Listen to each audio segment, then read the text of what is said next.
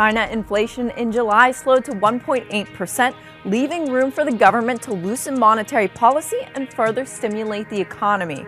Morgan Stanley is turning to computers to replace bond traders and turn its fixed income trading business around. I'm Lindsey Bell, and the morning call starts right now.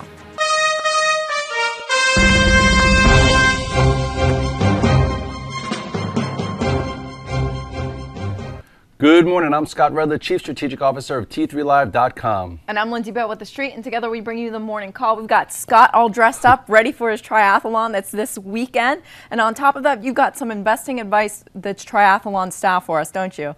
Yes, most know me that I try and be well balanced, I try and have outside activities, and I train for the triathlon. It takes a lot of preparation, it takes a lot of discipline, it takes a big plan in order to get to the finish line, and that finish line is hard to get there.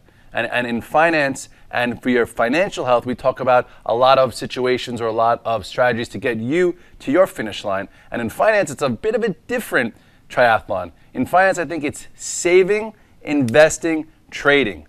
Save for the future. Save if you get laid off. Save if your significant other, happens to lose her job, or if you have unexpected expenses. You always want money in the bank. Then you also want to invest. You always want to have a macro plan. You want to put money in the market strategically if you can afford it. Maybe do a 401k for longer term for you and your significant other, a 529B plan if you have a young kid to help pay for college. The plan could be different. S&P 500 funds, do it over a period of time, and I do think that plan will help you. And then you also could trade.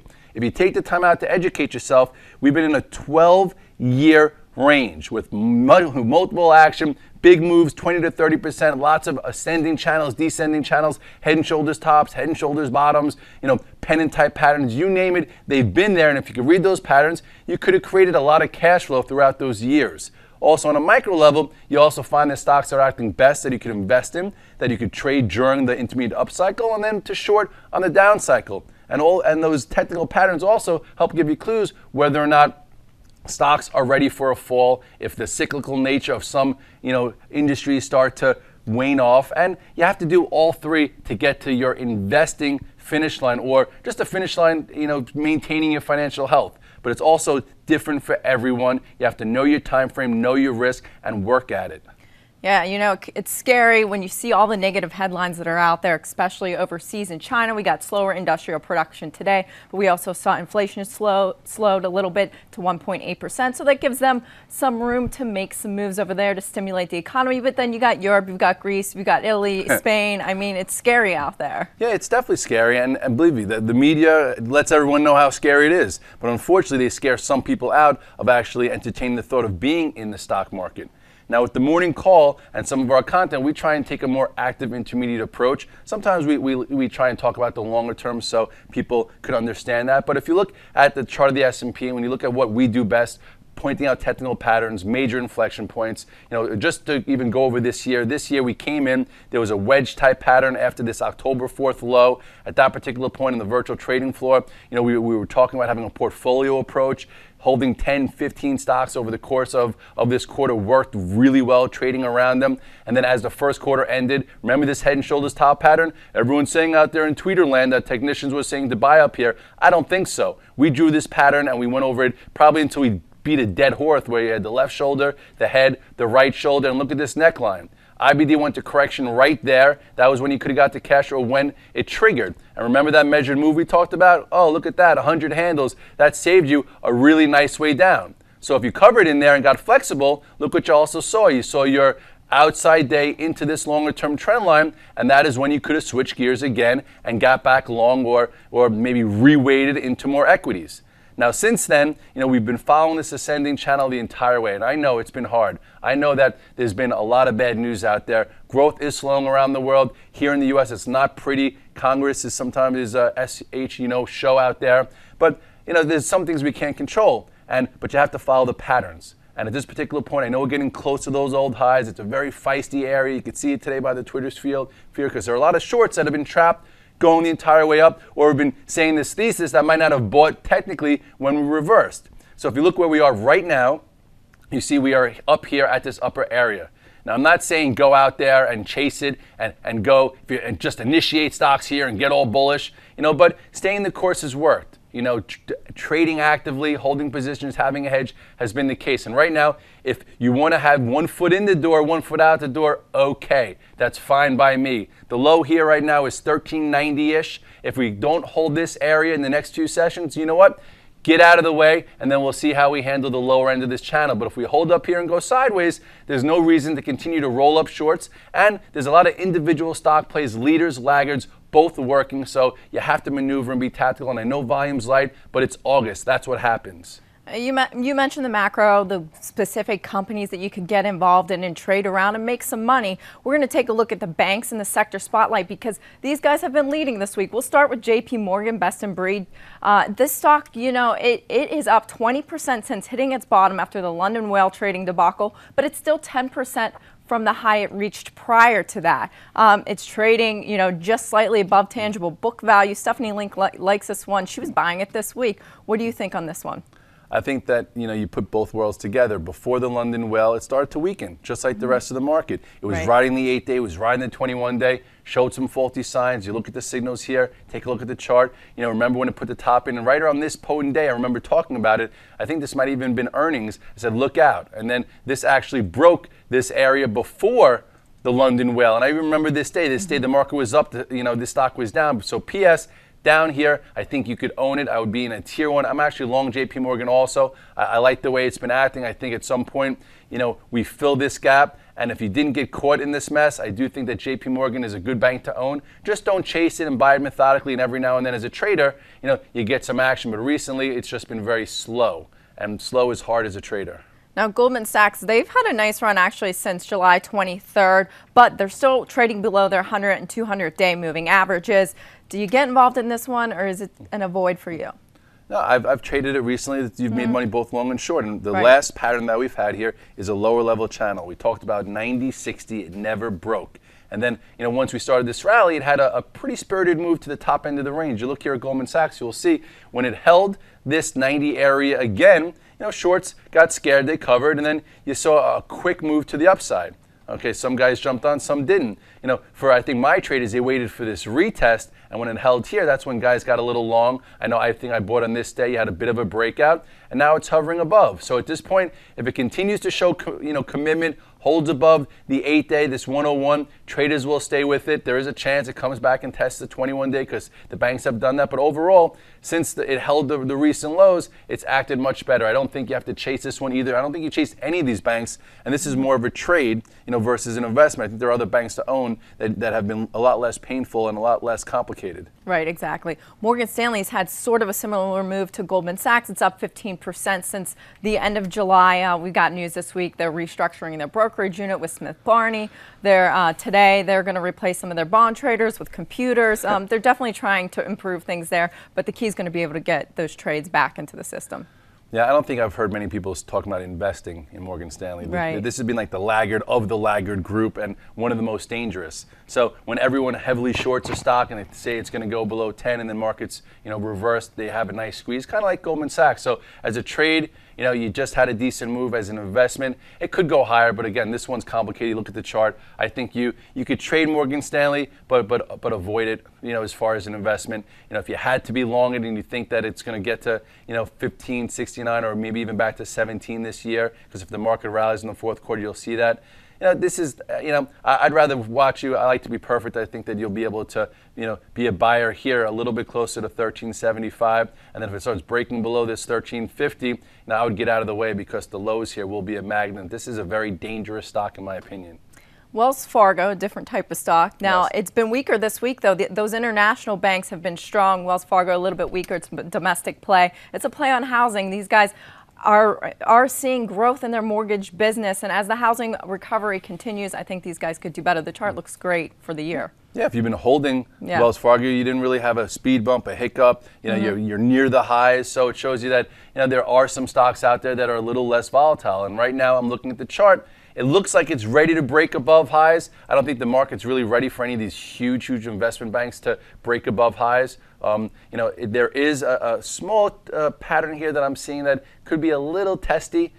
We couldn't break above the highs. I would say if you are an intermediate trend trader, it breaks below 33.40. You could see a move to the downside. We're now below the 8 and the 21 day. So I'd just be a little careful here if this is one of your 5 to 8 stocks you're trying to hold for this recent move, because if it breaks this, you're going to see some more downside. But as an investor, I don't think you need to sell it because you probably won't get back into it. This has been one of the better not acting names. Exactly. Well, we're going to take a quick commercial break and we'll be right back after this. Hello everybody, my name is Pete Renzulli, Chief Marketing Officer of T3Live.com. I'm really excited about introducing you to and inviting you to the first T3 Live Active Trader Summit. There's going to be a ton of great content, but the number one reason you want to come is you want to be able to network and associate with other like-minded people who have a burning desire to learn how to be a trader. So I'm going to ask you to make a trade. Trade one Saturday for some of your time to come down and learn strategies, tactics, techniques, and put some faces to the people that you see in the virtual trading floor in T3 Live and learn to take your trading bigger. Learn how to be a better trader than you are now. Learn the strategies. It's going to be a lot of fun. Go to T3Live.com and register. If you would like to join us at the post-event cocktail reception, you can also upgrade to either premium or VIP. That's up to you, but either way, please take advantage of the general admission, 2 free tickets. Bring a friend, bring a neighbor, bring a wife, bring a girlfriend, maybe bring both, but come down and expect to have a great time. Welcome back. We're going to get into the trenches with the retail group because these guys have remained strong despite the macro slowdown that we're seeing. Yesterday, Macy's reported earnings that beat expectations and they raised guidance. It was a pretty quality beat, from this name. This stock, this was a really crowded trade earlier this year, but going into this quarter, it became less loved. Now it trades below 10 times earnings. Is it one we could get involved with here? I think that this is a great example of a strong stock that changes trend. And if you have a tool belt of a few different chart patterns that you rely on how to get in and get out, you could have avoided a lot of pain here and gotten involved at good times. I remember when Alex was here, this was one of her favorite stocks, and you rode the trend until the trend changes. Now there are 2 things that I saw when I was looking at this chart that you could have seen. Okay, first of all, go to the chart of Macy's and you will see that since this December area, you had a really nice trend developing, okay, to the upside. Then what happened as it tried to make new highs here? As I look at this, I'm going to use this as an example for my red dog reversal. Everyone says, what's a red dog reversal? What's a red dog reversal? What does an outside day look like? Well, you don't get a different one than you see here. A trend going to the upside, you break to highs, you trade above the recent high here, 41.74, and reverse. Momentum left. This breakout fell. This is a day to take notice. You always say, oh my goodness, I have to watch out, see what this leads to. Well, what did it lead to? A break of this trend line that was put in since earlier that year. That was your way out. And then since that, if you take a look here, you will see that it basically rode a trend to the downside thereafter. Okay, then finally, it broke above it right around here. And what happened here? Oh my goodness, another little outside day. And what did this do? As a day to take notice, it led to somewhat of a bottom here. And then once it pushed above this downtrend and then somewhat held above it, you've had a nice move. Now at this point, I think it's neither here or there. It's in the middle of the range, not very easy to handle. I would say if you did buy it down here, you sell some, but overall, it's above the 8 day, it's above the 21 day. You have a new trend in place. I think you can stay with it, but just be careful. This thing likes to follow these trends, and when the trend breaks, either way, you get out of the way. This uptrend broke to the downside, this downtrend broke to the upside, and now at this particular point, I think it's fine. It's not very compelling. Ralph Lauren, they're more of an international retailer than Macy's is. They also beat earnings estimates yesterday, but they provided a weaker guidance for the second quarter. They have 22% of their sales coming out of Europe, so it's understandable there. What do you think about this stock? I think it acted well off the earnings. It opened down. My traders like, oh, let's take a look to see if it's priced in. And it opened down, and then all day long it showed commitment. So if you look at the chart here, with that news, it closed green. I see a big mess here. I know it came back and got the 200 day.